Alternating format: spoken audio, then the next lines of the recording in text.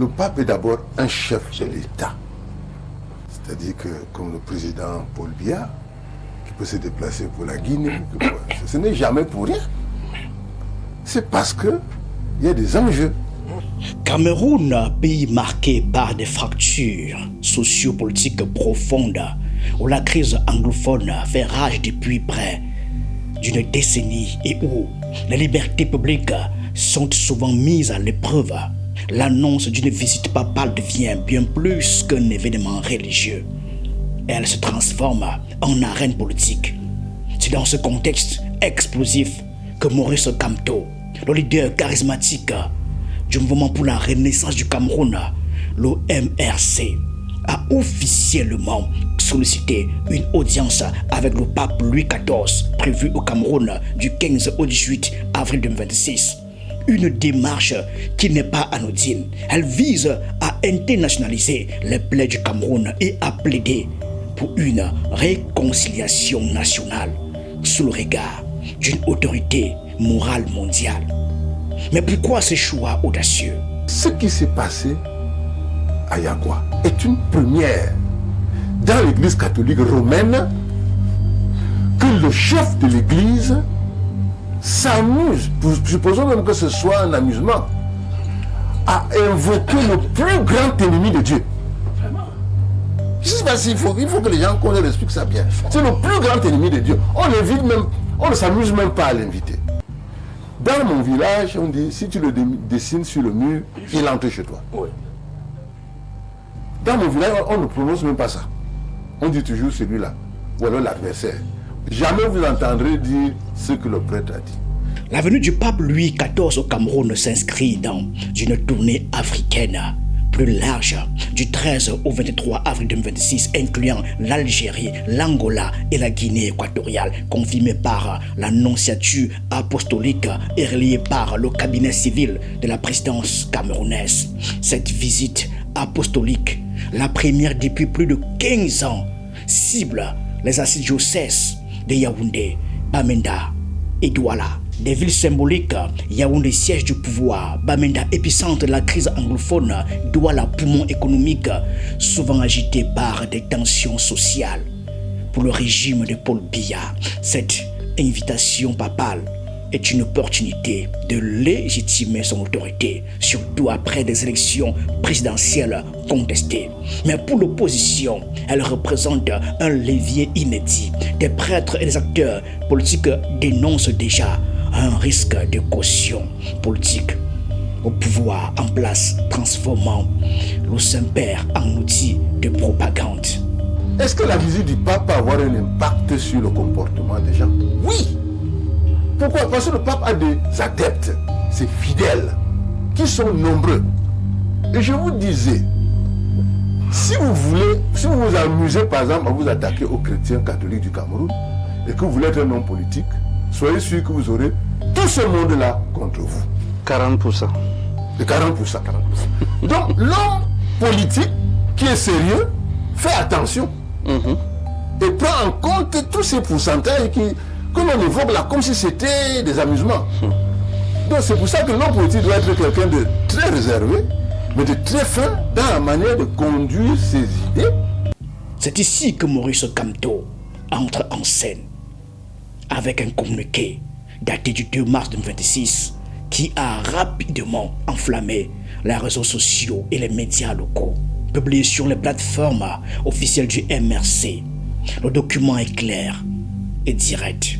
Maurice Kamto, en sa qualité de président national du parti, sollicite respectueusement une audience auprès de sa sainteté le pape pour partager ses préoccupations relatives à la situation sociopolitique du pays ainsi que de sa vision pour une réconciliation nationale durable. Le ton est mesuré, mais l'impact est choc. En s'adressant au pape, Kamto contourne les canaux diplomatiques verrouillés par le gouvernement et élève le débat à un niveau international. Ce communiqué n'est pas sorti de nulle part. Il répond à l'annonce de la visite vue par le MRC comme un événement d'une haute portée spirituelle et symbolique pour la nation camerounaise. Mais attention aux fake news. Le parti a démenti une version falsifiée circulant en ligne, qualifiée de cabinet noir, une manipulation présumée pour discréditer l'opposition. La demande réelle, elle, est confirmée par des médias locaux qui ont relayé le document intégral. Le contexte dans lequel le Cameroun se trouve aujourd'hui est différent. L'environnement, l'écosystème du pays est bourré de conflits, de sous-entendus, de choses que les gens ne peuvent même pas dire.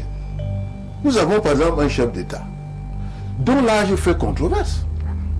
Qu'on le veuille ou non. C'est ça. C'est-à-dire que ceux qui l'aiment, disent qu'il doit être là. Ceux qui estiment qu'à cet âge, ils doivent dire. Donc ça fait quand même une polémique.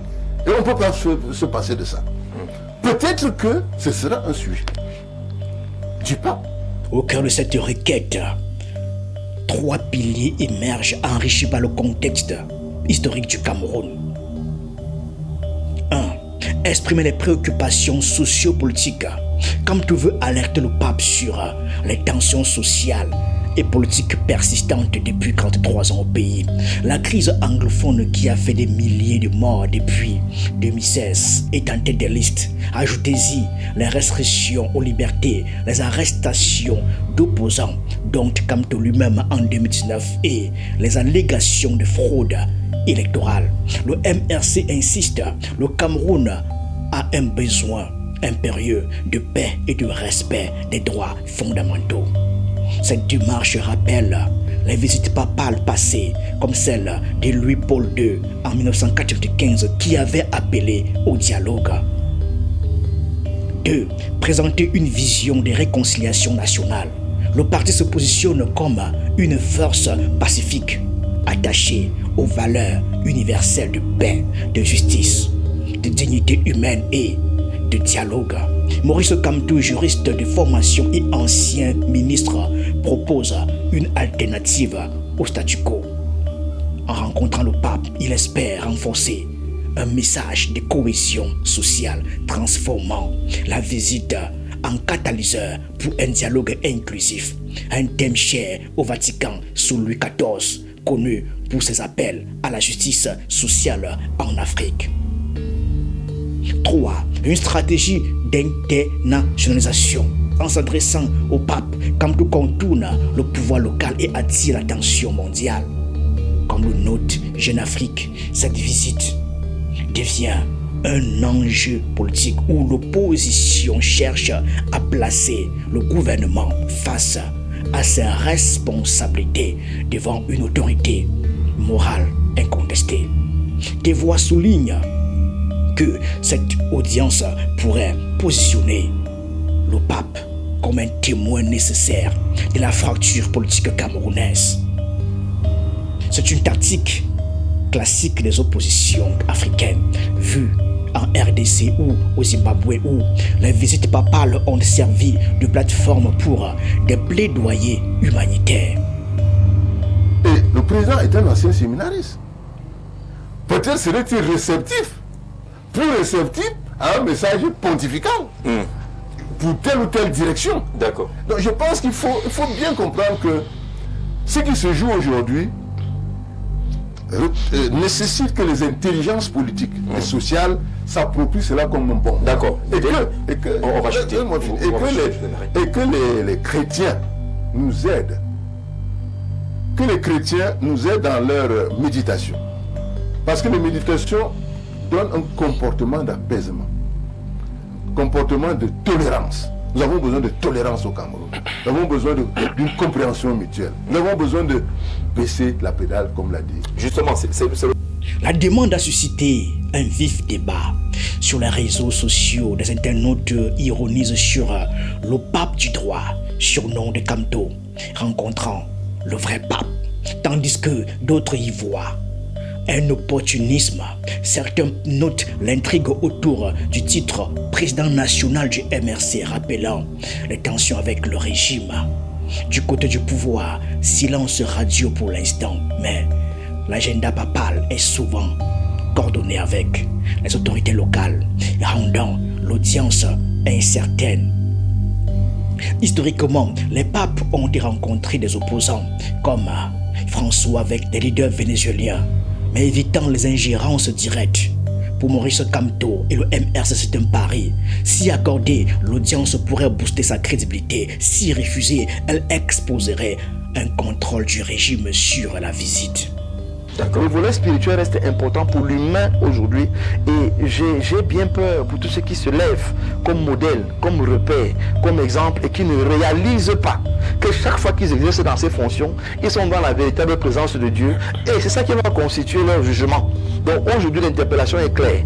L'arrivée du pape, c'est pour dire à tous ceux qui sont au Cameroun, qui se revendiquent de Dieu d'une manière ou d'une autre, de faire extrêmement attention.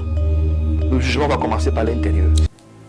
La demande de Maurice Kamto n'est pas un caprice, mais une manœuvre calculée pour injecter de l'espoir dans un pays divisé.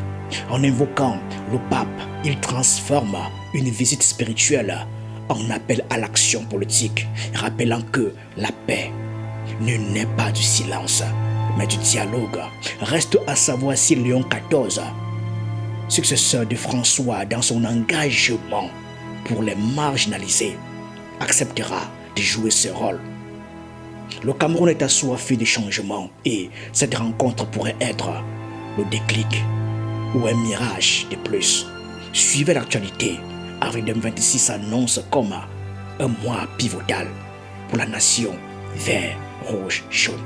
Merci.